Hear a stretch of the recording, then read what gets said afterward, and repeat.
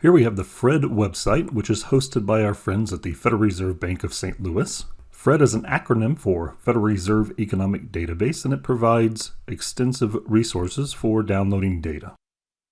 One example of the data it can provide is the 4-week T-bill and other rates that are available. So for example, if I wanted to look for the 4-week T-bill, I could simply search for it.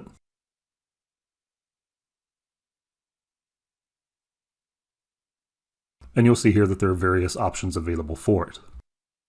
In this case, I'm going to scroll down just a little bit and look for the market yield on U.S. Treasury securities at 1 month constant maturity quoted on an investment basis.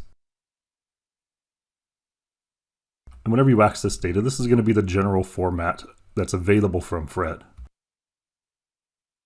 Here you can see the name of the series that's being identified. There's also a shortcut that's used to identify that data. You notice that it also provides the units for which the data is in and the frequency of the data that's being reported. Here you can see the dates or the date range that's being used. And then down at the bottom on this bar, you can scroll to increase the size of the graph.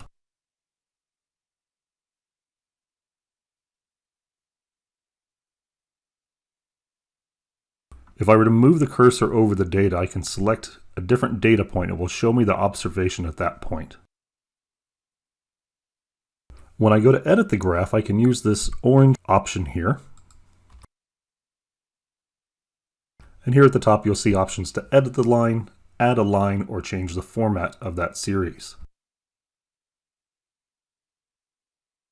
In this case, I'm going to change the frequency to monthly.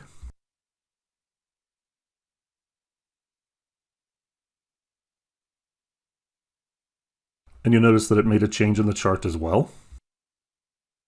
And if I want to remove the options to edit this graph, I can close it out using the X on the top right here. Those same options allow me to add additional lines if I'd like to. For example, if I wanted to add a 10-year treasury, I could.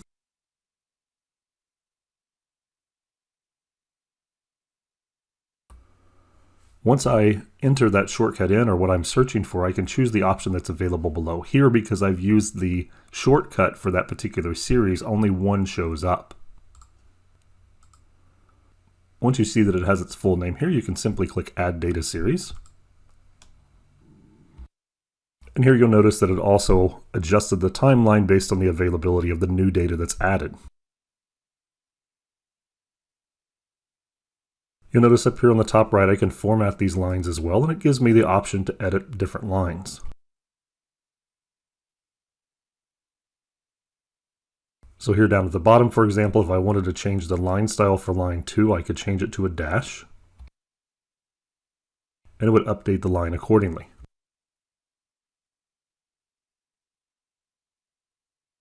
And so again, if we wanted to, we could close this out and then go back in and edit this timeline as well.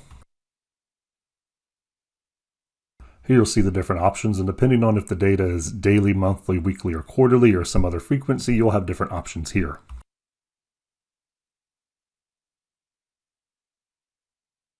And here you can see that updated timeline. You also notice on this graph there are certain areas that are shaded gray, and those are signaling that there was a recession during that time period as indicated by the NBER.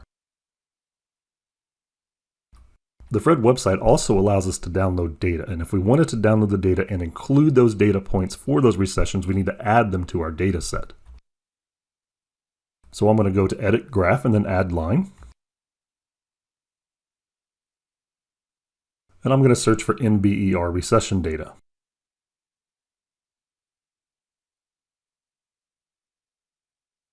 And then I'm going to add that data series.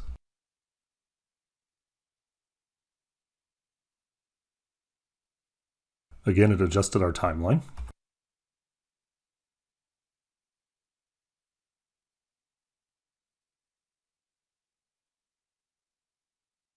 You also notice that even though I selected monthly data for our Treasury securities,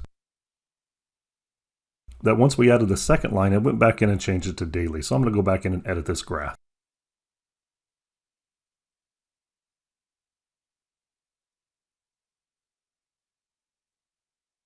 And here we see the daily data for line 2, which is the 10-year constant maturity Treasury.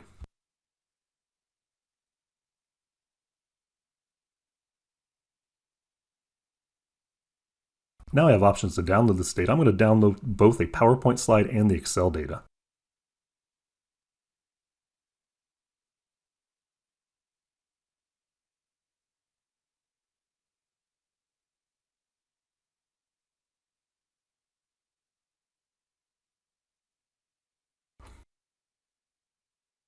There are a couple of benefits to downloading this slide. One is that in the notes you see additional information about these series.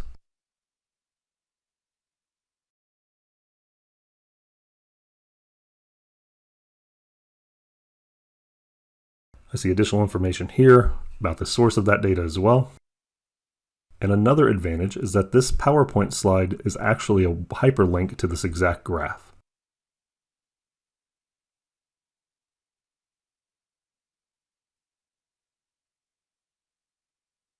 And this is the same graph we downloaded before.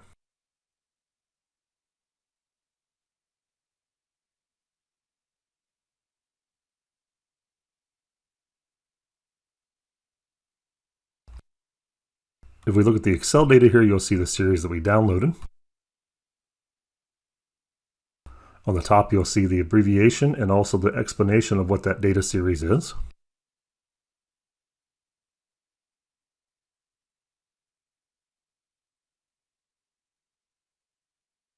As we scroll down, you'll actually notice that some of this data doesn't exist for some of the dates that we've chosen, and that's okay. You also notice here in our far right column that these ones would indicate that there's a recession. The zeros indicate we are in a time period of not a recession.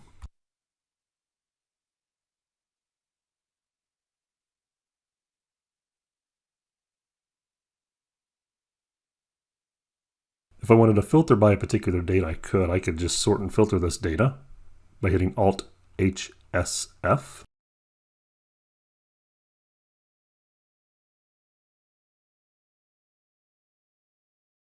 And then I could use the filter here in order to get a specific month if I wanted to. In this case, I'm going to choose all of 2022 data. Then select OK. And here we can see the observations for all 12 months in 2022.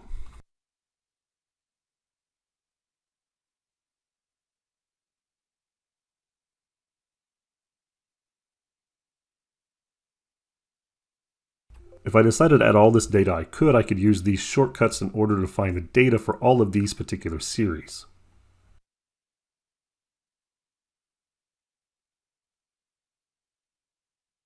And so here is that graph.